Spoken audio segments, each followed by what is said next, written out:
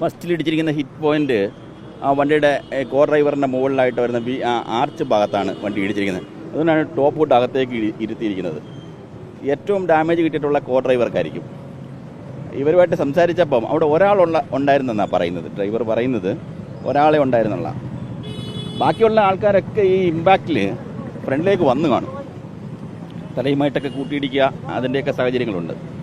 Driver സേഫായത് ഇതിങ്ങനെ വണ്ടി test ആയതുകൊണ്ടാണ്. ടെസ്റ്റ് ഇല്ലായിരുന്നെങ്കിൽ ഡയറക്റ്റ് കൊളീഷനായനെ.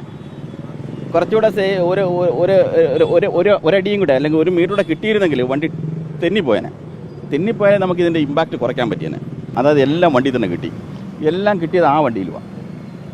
ഇത് അപ്പർ ബോഡി ഉള്ളൊരു വണ്ടി ആയതുകൊണ്ട് ഈ കിട്ടിയത് ഒന്നും ഒഴിവായില്ല. ഇപ്പോൾ വണ്ടി തെറിച്ചു പോയായിരുന്നെങ്കിൽ കുറച്ച് ഇമ്പാക്റ്റ് കുറഞ്ഞേനെ. അതിനൊന്നും സാഹചര്യം ഉണ്ടായില്ല. മഴ ഒരു പ്രധാന ഘടകമായി. സ്കിഡിങ്ങിൻ്റെ പ്രധാന ചാൻസ് വന്നത് മഴയാണ്. പിന്നെ ആൻറ്റി ലോക്കിംഗ് സംവിധാനമുള്ള വണ്ടിയല്ല. ഇതിൽ ലോക്കായാലും ഈ പ്രശ്നമുണ്ട്.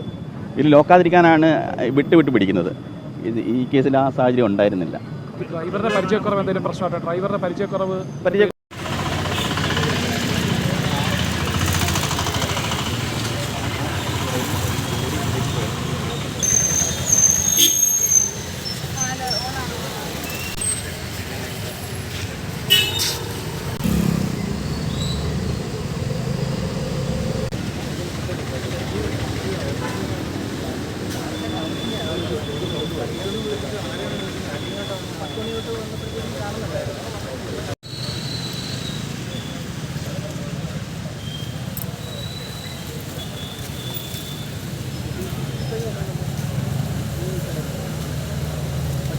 അത് വിളിച്ചോ.